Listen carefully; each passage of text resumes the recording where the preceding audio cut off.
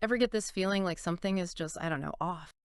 Yeah, like that unsettling feeling you get when someone's, actions just don't line up at all with their reputation. Kind of a doozy, really. We're taking a deep dive into the case of Dr. Linda Driscoll. Dr. Driscoll. Yeah. A case. I'm Oh, intrigued. yeah. Dr. Driscoll, she was a beloved pediatrician, right? Yeah. Someone parents trusted, I mean, completely trusted with their newborns, but she was suspected of abducting a baby Wow. from her own hospital. No way. Yeah.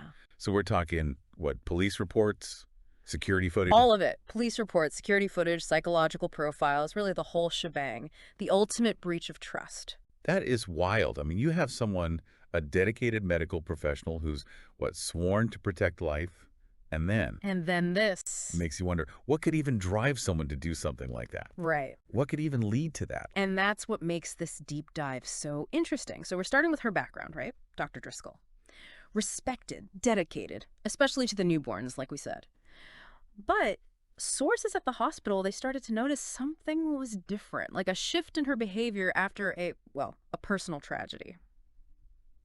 Have you ever seen grief like impact someone that much? Oh, absolutely. Grief it's a powerful thing. It can really distort how you see things, cloud your judgment, even the little things. Yeah.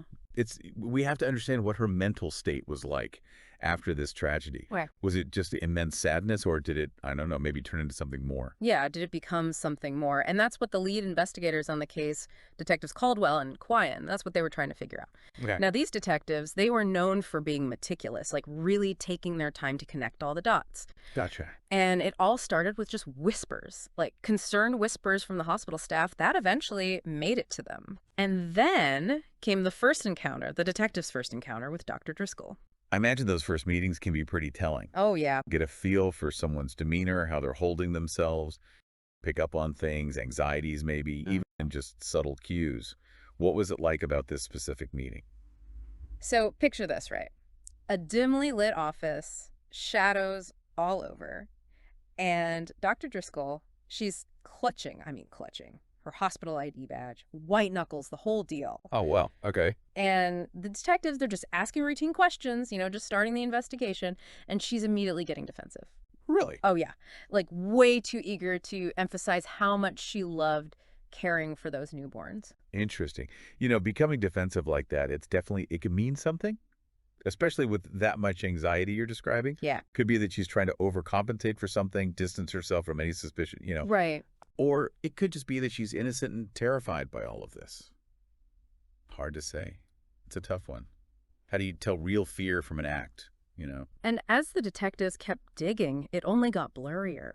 They found security footage of Dr. Driscoll near the maternity ward. But it was at odd hours. Odd how. Not during her shifts, like late at night, early morning, times when nobody else would be around. Mhm. It's like something changed in her, don't you think? From this dedicated doctor to suddenly she's lurking in the halls, like, Like a ghost. Yeah. I see what you mean. I mean, that's where it all starts, right? That little seed of suspicion. yeah, The timing, her being there when she shouldn't, it just doesn't look good. exactly. And the picture just keeps getting weirder. The detectives, they were putting the case together super carefully, and it was enough, they had enough to get a warrant A warrant. to search Dr. Driscoll's apartment. Okay. And what they found there, I'm telling you, gave me chills. Just reading about it. Ugh. Okay, now I'm really curious. What did they find? They didn't find baby there, did they? Oh, no, no, baby. But get this. It was like, I don't know, walking onto a movie set.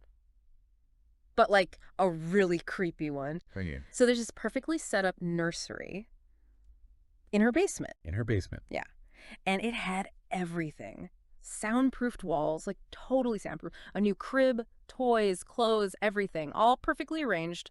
But, no baby. Okay, yeah, that's creepy. All that planning, the soundproofing, it's like she built this whole separate world, Right. this whole secret thing. What do you think that means for her? I mean, her state of mind. Right. It's like she was, I don't know, trying to build something, fill something up, but she couldn't, like, deal with it being real. Yeah.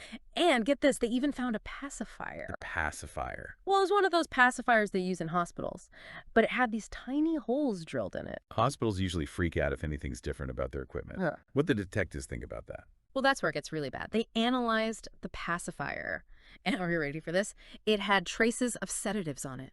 sedatives. Yeah, and not just like weak ones, strong sedatives. And you know how dangerous those can be, especially for a newborn. Yeah. Yeah, that's a whole other level. It's not just about like comfort anymore or trying to get by. Those sedatives on that pacifier, it feels calculated. You know what I mean? Yeah. Like she was trying to control something, maybe make it be quiet. Yeah. And we both know even tiny doses of that stuff can be dangerous. For a baby, I mean, their little systems, it could really mess them up. It's awful. It's like she completely changed.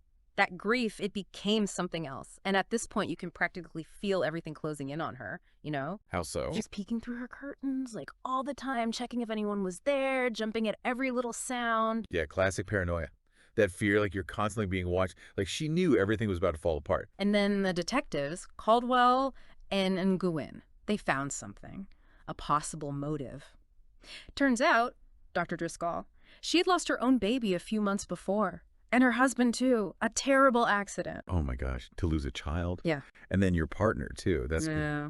It just breaks you. You know, it can make you feel like everything's upside down, right and wrong, everything. So it's like, here's this woman, this doctor, she spent her life taking care of babies, and she probably saw, I mean, she must have seen families going through this, losing a baby all the time in her job. Yeah. But then she's the main suspect in a case where a baby's gone missing. It really makes you think about, like, how complicated people are. Grief, I mean, it can come out in some really unexpected ways, destructive even. Yeah.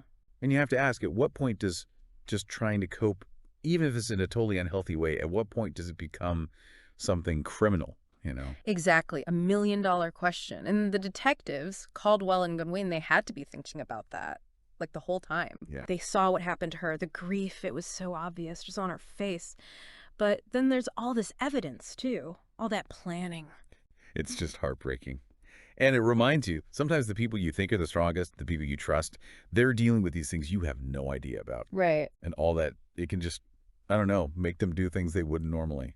Put them on a bad path, you know? And in this case, that path led her to that interrogation room. Can you imagine what that must have been like? Oh, so intense, right? Just to be in that room, all that tension. You've got the detectives on one side, all the facts, they just want to know what happened. And on the other side, there's this woman, and her whole world is just falling apart. She's got to be freaking out inside. Yeah.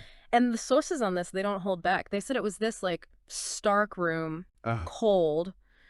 Dr. Driscoll, she just looked lost, like, completely lost. Her eyes, they were everywhere but on the detectives. Like, she wanted to get out of there, but she couldn't. It's like in those moments when everything is crashing down, the people show their true selves. Yeah. They can't keep it together anymore. Right. And then they show her the evidence, and she just falls apart. What'd she say? She kept saying she wanted to save the baby, give it a good home or something like that. But it was like, I don't know, even she didn't believe it. You wonder if she really thought she was helping. Maybe that's how messed up she was. Yeah. But Dr. Driscoll, she wouldn't say where the baby was. So they took her away, handcuffed. And I don't know, there was this look on her face, maybe a little bit of regret. And they never found the baby. Never. Wow. What a sad story. It makes you think about how powerful grief can be and how we never really know what's going on in someone else's head. It really does. I mean, everyone has a story, right? And we just see this little piece of it. We never know the whole thing. That for sure. Well, that's our deep dive for today. A case that reminds us that things aren't always as they seem. And that sometimes, even with all the evidence in the world, some mysteries just never get solved.